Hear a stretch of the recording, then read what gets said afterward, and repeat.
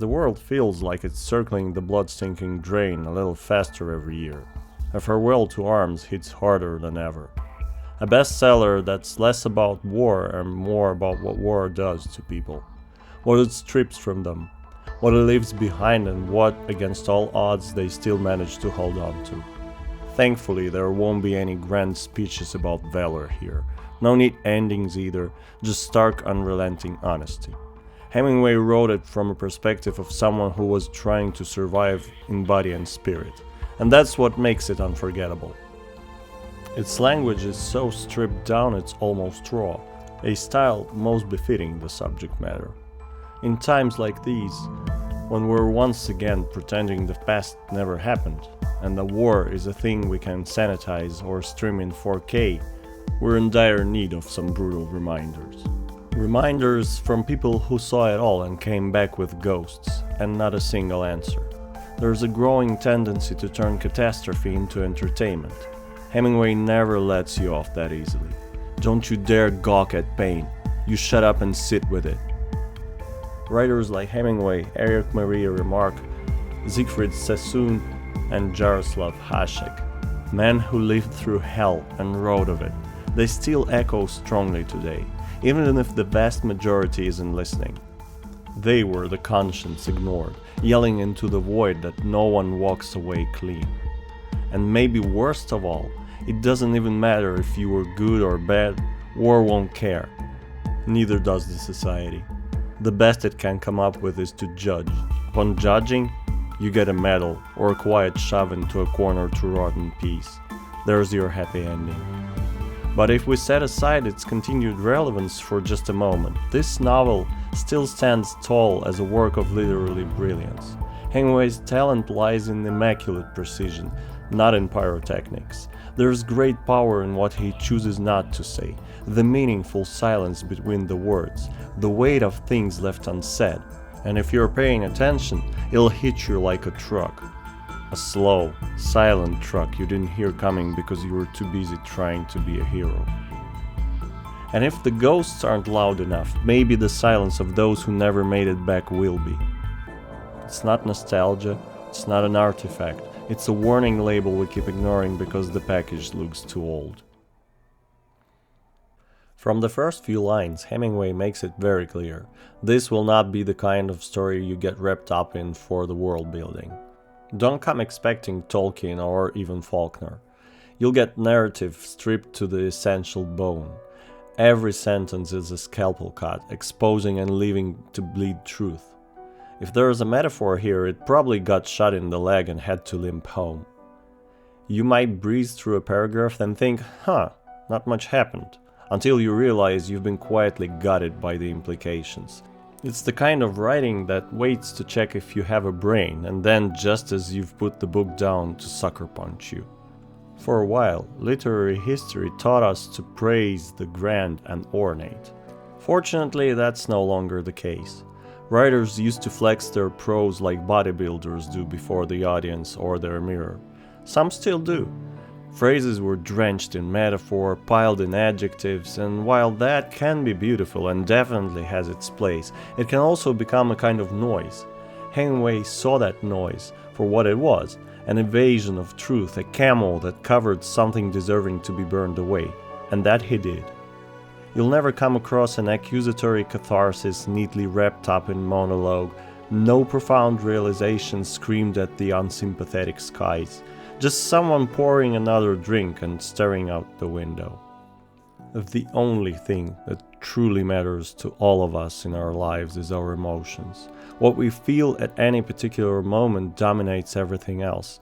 Each moment in life that is embedded in our memory is there because we felt something. Whether it was pain or elation, it dictates our lives, whether we realize it or not. Capturing the essence of that is truly genius. Hemingway never told you what to feel. He handed you the raw nerves and let you figure it out. I'm not quite sure if labeling it as minimalism manages to capture its crux. Minimalism suggests absence and cleanliness. Hemingway's writing is more like emotional distillation.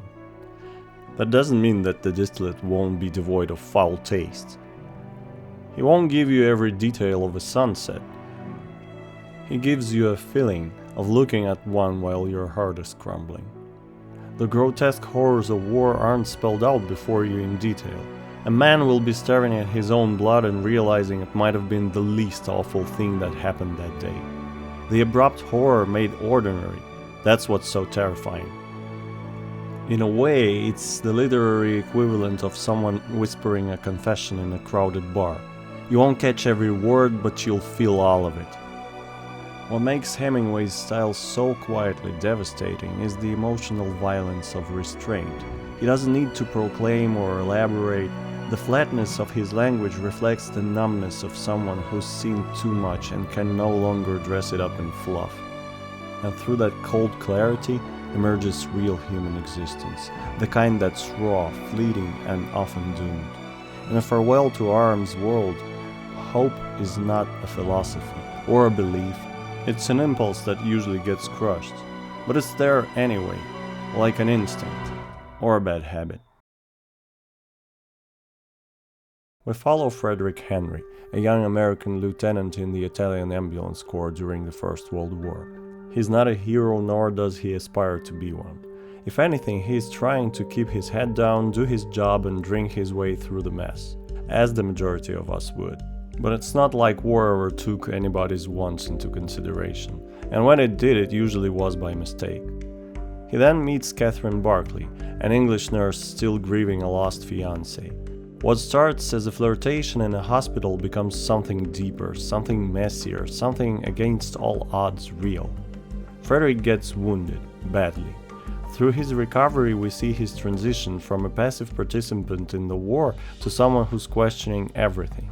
His brush with death rattles him, but it's the growing presence of Catherine and the realization that she's carrying his child that shifts his worldview.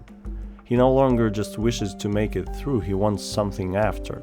It had more than just not dying, which in war qualifies as optimism beyond insanity. And war rolls on blindly. What follows is a sequence of events so random and unfair it would feel contrived if it weren't drawn directly from real life. Friends are executed, innocents suffer. Choices lead to consequences that feel totally disconnected from morality. And enduring in this chaos, Frederick keeps moving. He'll do what he has to. He'll search. All efforts for the sliver of life he aims to carve out with Catherine. The war doesn't serve as a backdrop. It's more of a black hole that pulls everything into it. If this isn't your first serious read, and you're fortunate or unfortunate enough to have imagination, you can almost hear the sound of boots squelching through mud, the distant rumble of artillery, and the thud of hopes and dreams crushing down. Much of what's in the book actually happened. Just like Frederick, Hemingway was an ambulance driver in the Italian campaign. He was also wounded just like Frederick, and while recovering he fell in love with a nurse named Agnes von Kurowski, who became Catherine in the book. That love story was also doomed. Agnes broke it off via letter, reportedly saying she was engaged to an Italian officer. That one stung enough that Hemingway never fully let it go, gifting us with his prose, a breakup so brutal it spawned one of the greatest war novels of them all. There, beat that, Tinder. And what a surprise, governments did not take kindly to a book that stripped away their narrative armor. If you ever wondered what a society protects most dearly, look at what it censors. Apparently truth in fiction was a bigger threat than most potent of ordnance. The echoes of real history are everywhere in the book, from the chaos retreat at Caporetto to the ineptitude of certain commanding officers. The Italian army's behavior is not shown through rose-colored glasses, and the book got banned in Italy partially for that reason. The other reason? Hemingway had the gall to write about Mussolini in a way that wasn't particularly flattering, portraying him as the biggest bluff in Europe, after seeing firsthand what a fraud he was. Mussolini sat at his desk at the Ministry of War. He was writing, or at least he made it appear that he was writing. Actually, he was reading a book upside down. It's like outlawing mirrors because you don't like your reflection. Mussolini could march in parades, but God forbid someone point out he was illiterate in everything but theatrics. In the US, they even went as far as accusing the book of pornography. I'm convinced it was a flimsy pretense to erase an anti-war novel from existence, because nothing threatens power more than a wounded man telling the truth, and especially if he can show a thing or two to even the greatest of classics. For Uncle Sam, calling it pornography was probably easier than admitting the American dream might get blood on his boots. People can handle guts, just lack the guts to admit what war really costs or achieves for the common folk. There's something funny and grim about the fact that a book like this got censored. It's almost like some people don't want war to feel real, as if acknowledging the randomness, the fear, the ugliness would force them to reconsider some uncomfortable national myths. That tendency hasn't gone away. If anything, it seems to dig its roots deeper and deeper. And yet the critics, many of them veterans themselves, understood what Hemingway had done. Some called it the truest depiction of war yet written, others praised its raw emotional power, its subtle construction, and its moral clarity. No flowery praise, just recognition of something that felt real. The London Times Literary Supplement lauded Hemingway's prose, stating, "A novel of great power. Hemingway, the writer of short, perfect episodes, can keep up the pace through a volume. A Farewell to Arms is without purple patches or even verbal felicities. Whilst you're reading it, you forget to applaud its author. You don't know that you are having to do with an author. You are living." Writing for The New Yorker in 1929, Dorothy Parker put it best by simply stating, "It is a moving and beautiful book." It's hard to read A Farewell to Arms and not feel like you're intruding on someone's very private diary. It doesn't read like some novel that got workshopped to death in some airy literary salon. This one was born to some deep wounds, emotional and physical. It's pretty well known that Agnes von Kurowski was the tragic muse, but what really serves the book's landing is the way Hemingway channels heartbreak, disillusionment, betrayal, and grief into something that feels so vividly alive. I'm positive it's not a war novel, nor is it a romance, God forbid. It's a psychological MRI of someone trying to find sense and meaning in a world that doesn't offer much, if any. It's a book equivalent of pressing a bruise to see if it still hurts, and spoiler, it does. It's neither clean nor tidy, and it'll offer you no easy answers, which is precisely why it works.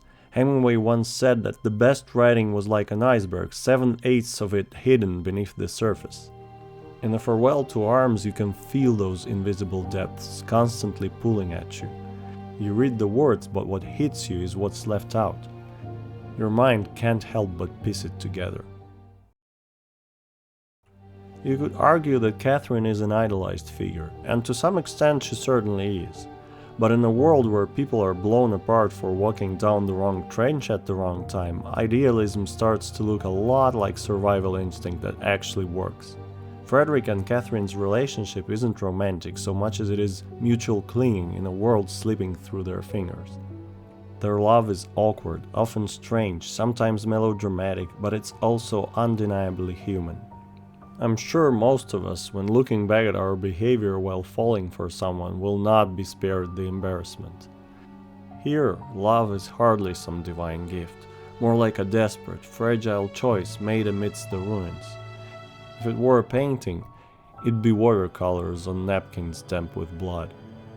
There's an understated brilliance in how Hemingway handles grief, not as a grand event, but as a quiet, matter-of-fact creeping condition that infects everything. Time and time again we're reminded nothing is promised. It doesn't rhyme, but this is most definitely poetry, George. Some stories resolve, this one simply ends, like most real things do. You will be left affected, unless you're a sociopath. There is no clean takeaway from A Farewell to Arms. I am not worthy of giving you a tidy summary. I won't dare to come up with a final morale to stick it on the fridge either. But if there's one idea that lingers, it's this. War is not a test of character. It's a dismantling of all that's good in us. And love is not always a cure. It's sometimes just the thing that somehow manages to hurt you even more. Hemingway doesn't give you hope, but he gives you something arguably better, the truth. It won't be all-encompassing, but enough to make us understand that none of this is black and white, that survival isn't always victorious, the escape isn't always freedom, that sometimes just living with what you know is the hardest challenge of them all. It's not trying to teach you anything. That's what probably makes it so damn intrusive. It assumes you're smart and jaded enough to see the cliff and dumb enough to fall off it anyway, which honestly checks out.